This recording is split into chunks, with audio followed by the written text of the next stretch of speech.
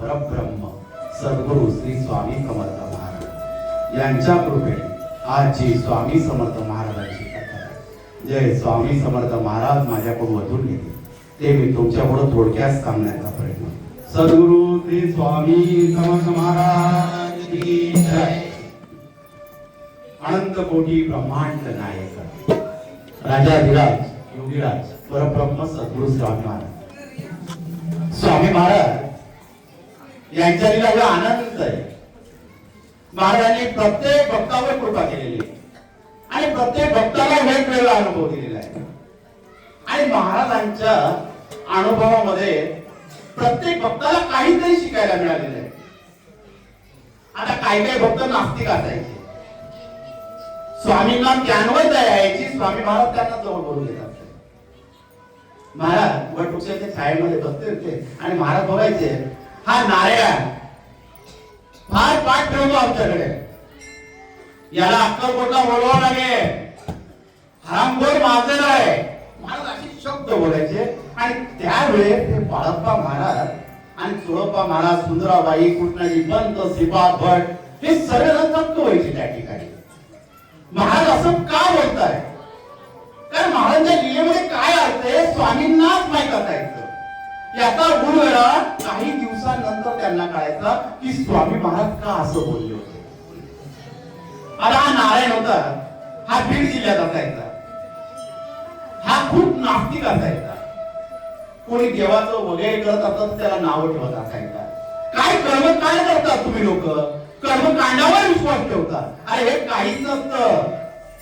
आपलं कर्म खा प्या मजा करा या पद्धतीचा हा नारायणराव होता. एखादा देवाची श्रद्धा असली तर त्याच्या सुद्धा मनात टाकून द्यायचा की देवाचं नको करू, आपण हे आयुष्य जगण्यासाठी आलो, मजा करण्यासाठी जन्म दिलेला आहे, हे मनामध्ये जर कोणी भाव सांगत असत तर नारायण सांगत असे. मग स्वामी महाराज बसलेले असायचे आणि महाराज अक्कल कुठून बोलायचे, नारायण माधराज थांब, तुझा भेद बघावं लागेल. आणि ज्या वेळेस अशा नास्तिक प्रकारच्या काही लोक असतात तर यांना सांगण्यासाठी महाराज काही ना काही उपाय काढत असते. या नास्तिकांना काहीतरी अडचण घडवावं लागायची. मग महाराज एक मार्ग काढत असते की यांना समजवण्यासाठी महाराजांनी एक लीला केली. ती लीला अशी होती की नारायणरावला काहीतरी अनुभव दाखवायचा स्वामीने ठरवून ठेवलं. आणि नारायणरावच्या पत्नीला दिवस गेले होते. हा याचे एन्जॉय करत असायचा. आपल्याला आता मुलगा होणार, मुलगा झाल्या तिच्या ताब्यात सर्व देऊन टाकायचं, आपलं आयुष्य एकदम मस्त असं त्याच्या मनात विचार चालत असायचे. पण ज्या नास्तिक असतात यांना एक दिवस देव भेटतो. आपण म्हणतो आपण कर्मकांड करतो, आपण काही देवाचं नाव घेतो, आपल्याला देव भेटत नाही. पण जी व्यक्ती जास्त नास्तिक असते तिला लवकर देव भेटतो आणि त्याचं काम सुद्धा देवाजवळ लवकर होतं. आपल्या सुद्धा मनात कधी कधी येतं मी ती देवाची भक्ती करतो, मी देवाचं एवढं नाव घेतो, तरी माझ्या आयुष्यात का दुःख लिहिलेलं आहे. आणि हा देवाचं नाव घेत नाही, आता आता करतो तरी याची इच्छा पूर्ण होतात. हा आपल्या मनाचा भाव आहे आणि तो त्याच्या कर्माचा प्रसाद त्याला आहे. ज्याचे कर्म चांगले असतात त्याला देवाची भक्ती लवकर पावते.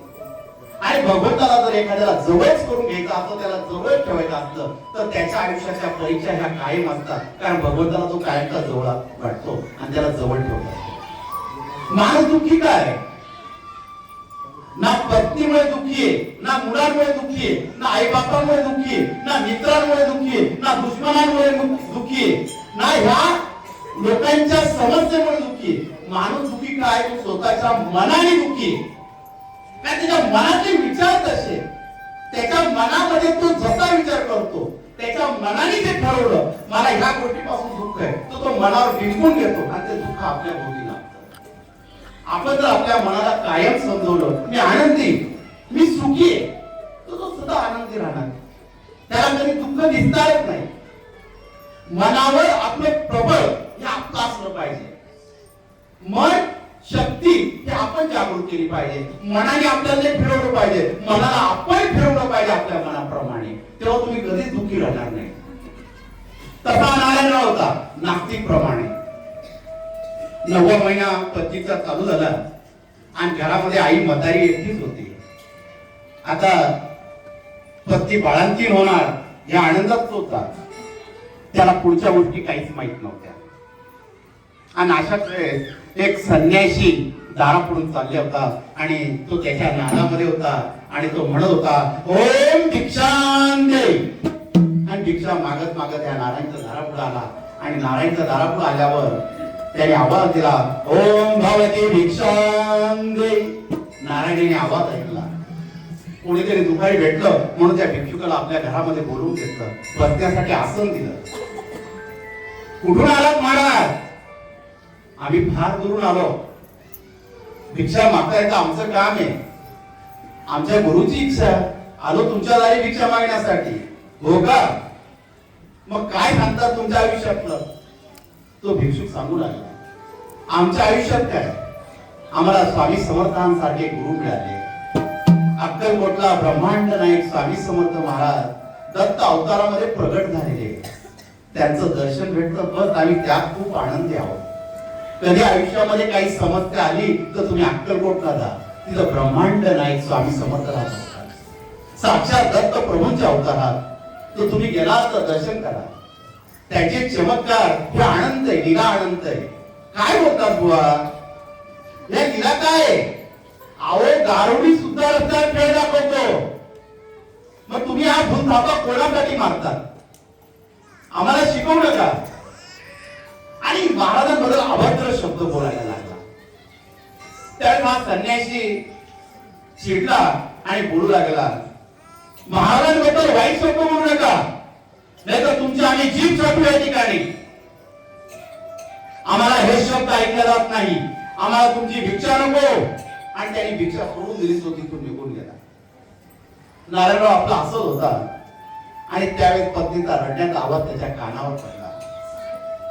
4 वाजले असं, सायंकाळची वेळ झाली असं आणि पत्नी जोर जोरात रडू लागली. त्रास होतोय. म्हातारी एकटी त्याची आई धावपळ करू लागली.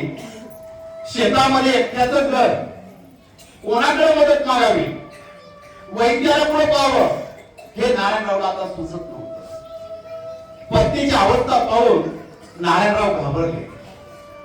धावपळ करू लागले. करू काय? आई बोलू लागली अरे काहीतरी कर. आयुष्यात कधी देवाचं नाव नाही घेतलं, आता तरी धावा कर आणि त्या पत्नीसाठी कर. एकदा तरी देवाचं नाव घे. नारायणरावला आठवलं आपण एका संन्यासाची निंदा केली, त्याने भिक्षा आपल्या घरी सोडून दिली आणि आपण विनाकारण अक्कलकोटच्या स्वामींची निंदा केली. याचा त्याला पश्चाताप होऊ लागला. आणि सायंकाळची वेळ झाली असताना त्याने डोळे मिटले आणि स्वामींजवळ क्षमा मागू लागला. ध्यानस्थ झाला. स्वामी मला क्षमा करा, मी चुकलो स्वामी, मी विनाकारण तुमची निंदा केली, पण मी निंदा केलेली त्याची सजा माझ्या पत्नीला नका मिळू देऊ स्वामी, माझ्या पत्नीला नका मिळू देऊ. तो रडू लागला. आणि ज्यावेळेस माणसाला पश्चाताप होतो ना, ते पश्चातापाचे अश्रू बाहेर निघताना त्यावेळेस भगवंत सुद्धा त्याच्या प्रसन्न असतो. ज्यावेळेस त्याच्या डोळ्यात अश्रू निघू लागले त्याने दोन्ही हात स्वामींजवळ पसरले होते आणि त्या हातांना स्पर्श जाणवला. कोणती तरी शक्ती आपल्याजवळ उभी. आणि त्यावेळेस त्याने डोळे उघडले.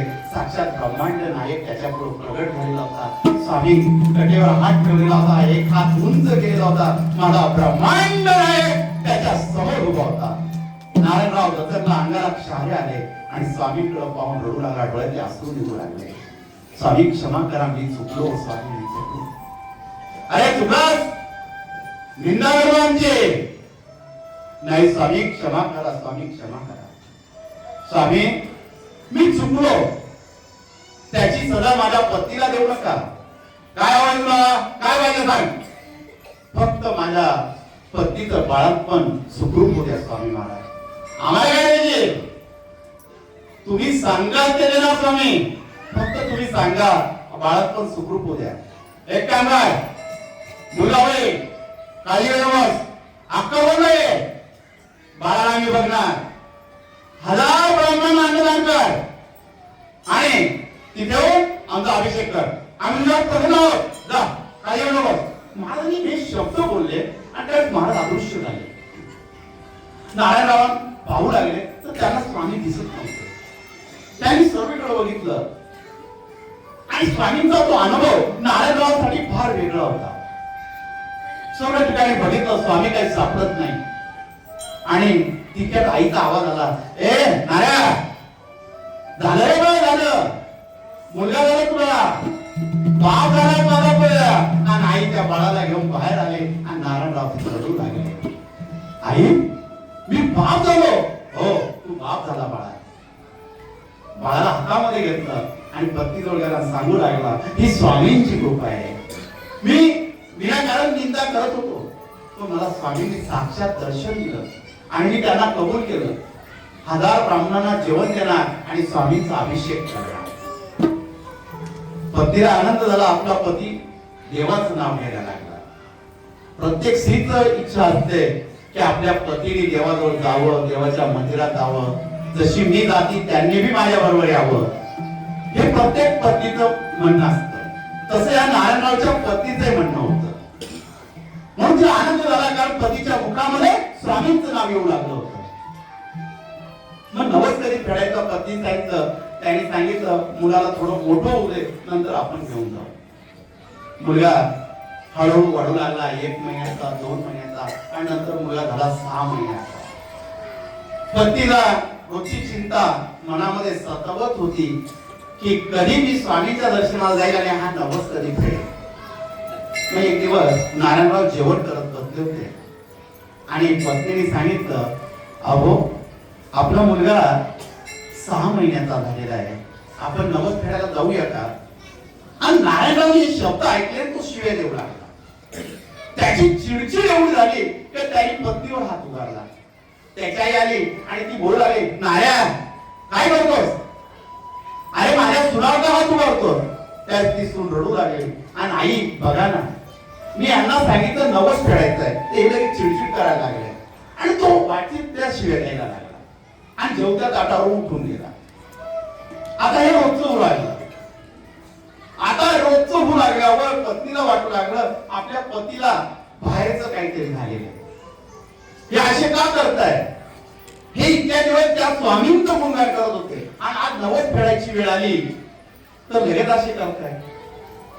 आपण जेव्हा स्वामींची भक्ती करतो, कोणत्याही देवाची भक्ती करतो, जेव्हा आपण दुःखामध्ये असतो, अनेक देवतांची नावं घेतो आणि त्यावेळेस आपण मनामध्ये जे येईल ते देवाला कबूल करतो. पण मी हा नवस करेल, माझी ही इच्छा पूर्ण करेल आणि आपलं काम झालं. आणि त्यावेळेस देवाची इच्छा पूर्ण करायची वेळ येते, तो नवस पूर्ण करायची वेळ येते आणि त्यावेळेस आपला अहंकार जागृत होतो.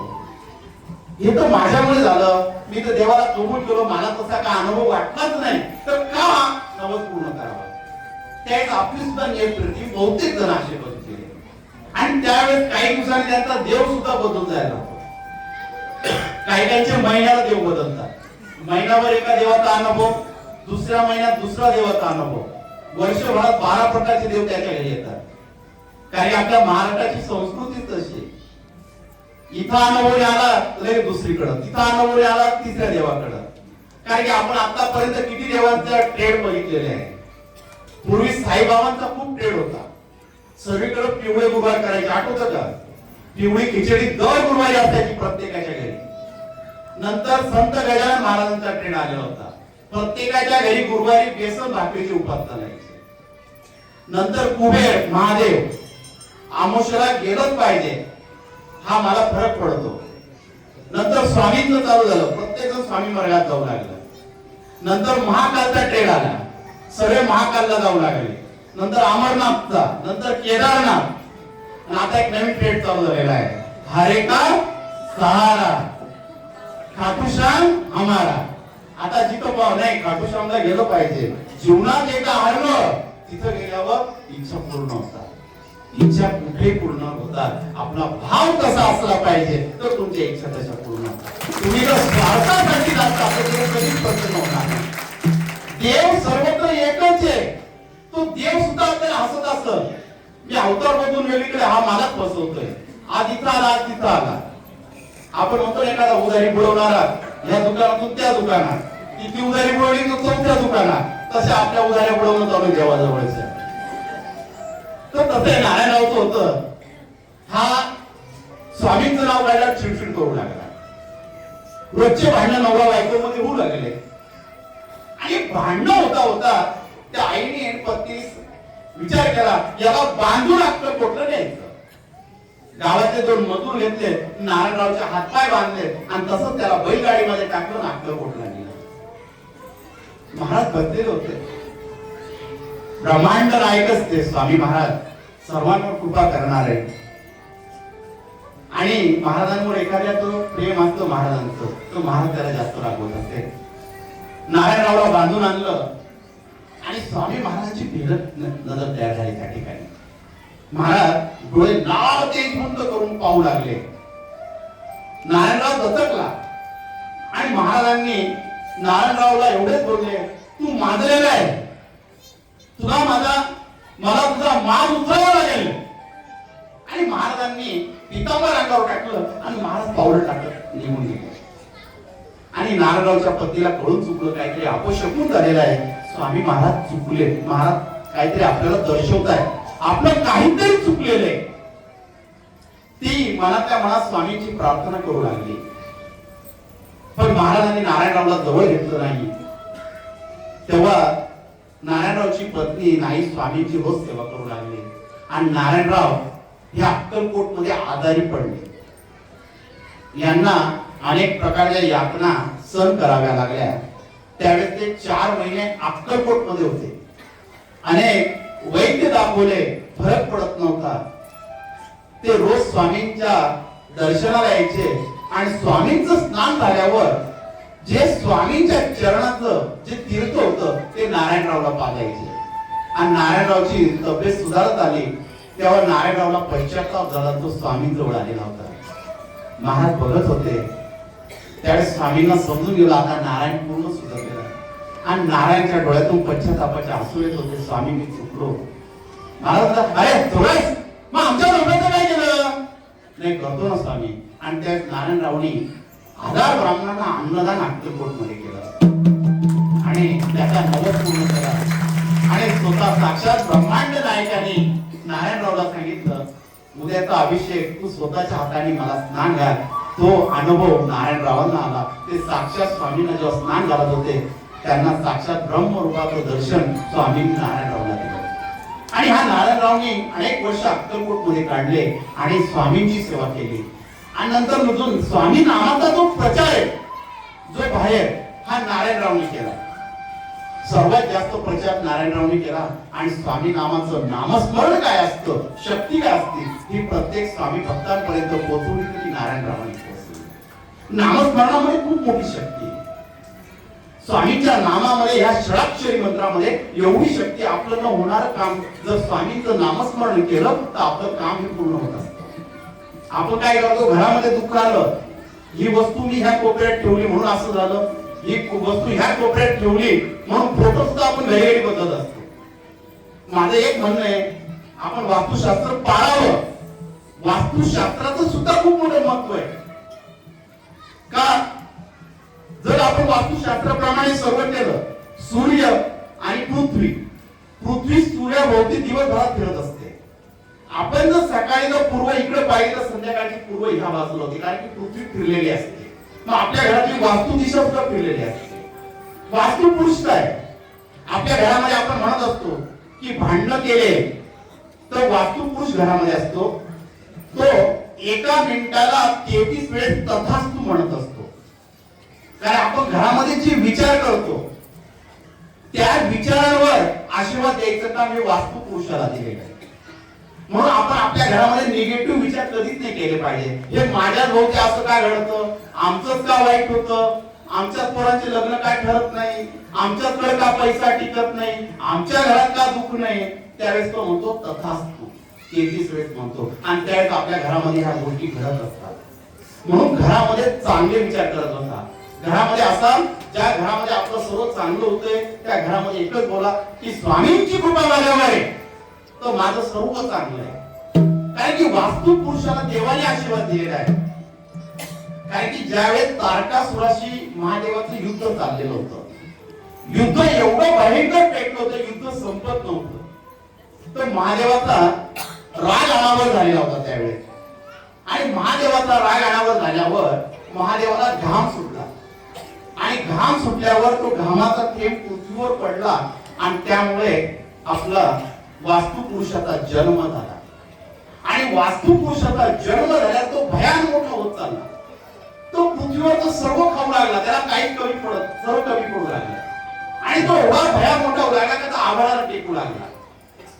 आणि सर्व चारी दिशांचं संतुलन बिघडलं.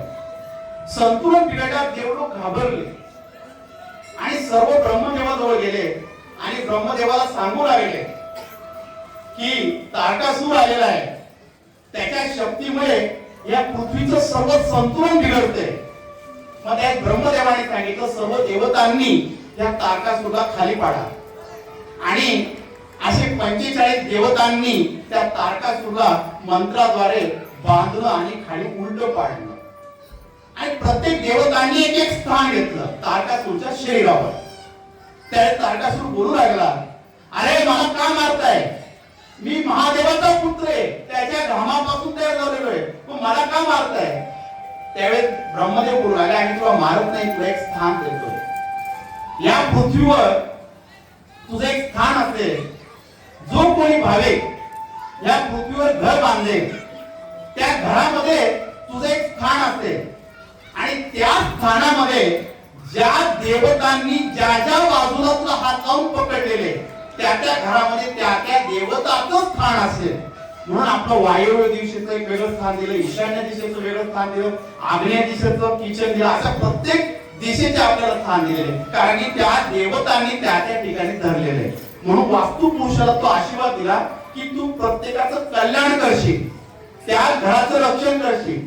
तू कायम उलटा झोपलेला असेल, तुझ्या शरीरावर ते पूर्ण घर असेल आणि त्या घरामध्ये राहणाऱ्या व्यक्ती जसा विचार करशील तसा तू त्यांना आशीर्वाद देशील.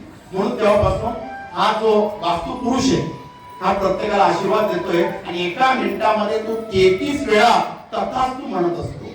म्हणून आपल्या घरामध्ये आपण जे विचार करतो ते चांगले विचार असावे. जेव्हा आपल्या मनामध्ये चांगले विचार येतात तेव्हा तो वास्तू पुरुष तथास्तु म्हणून आपल्या घरामध्ये चांगले कार्य होण्यास सुरुवात होते. ही शक्ती वास्तू पुरुषाची. कारण की आज वास्तू पुरुषाचं सांगायचं कारण एक, खूप जण काही गोष्टी विचारतात, काही काहींचे विषय आपल्या घरातच लपलेले असतात, अनुभवच आपल्या घरामध्ये लपलेले असतात. आपण जेवढे वाईट विचार करतो तेवढ्या वाईट शक्ती आपल्या घरामध्येच असतात. आपण जेवढे चांगले विचार करतो तेवढे चांगले विचार आपल्या घरामध्येच असतात. जसं एखादी व्यक्ती आपल्या कानामध्ये जसं भरतो तसं आपण वागतो, कारण आपले विचार त्या ठिकाणी बदलत असतात. आपण अध्यात्म मार्गामध्ये जातो त्या ठिकाणी भगवंताचे विचार सांगतात, तर अध्यात्माचे विचार आपल्या डोक्यामध्ये ठेवून लागतात. तसे आपल्या घरामध्ये विचार असतात. ही स्वामी शक्ती. नारायणरावनी अनेक वेळा स्वामींचा प्रचार केला, प्रत्येकापर्यंत स्वामी नाम पसरलं. आणि त्यावेळेस नारायणराव यांच्या पत्नीला खूप आनंद झालेला होता, आईला आनंद झालेला होता. त्यावेळेस ते स्वामींजवळ गेले आणि स्वामींना विनंती करत होते, महाराज त्या घराकडे जावं. आणि त्या नारायणराव डोळ्यामध्ये आसूर घेऊन स्वामी पुढे बसलेले होते आणि हात जोडत होते. स्वामी बोलत होते, अरे नारायण आमचा प्रचार कर, आमची ध्वजा उभार, आम्ही आहोत, काळजी करू नकोस, आम्ही सगळे आहोत तुझ्या सोबत आहोत, तू काळजी करू नकोस. नारायणरावने हात जोडले आणि स्वामींनी एकच आशीर्वाद दिला, भिवू नकोस, मी तुझ्या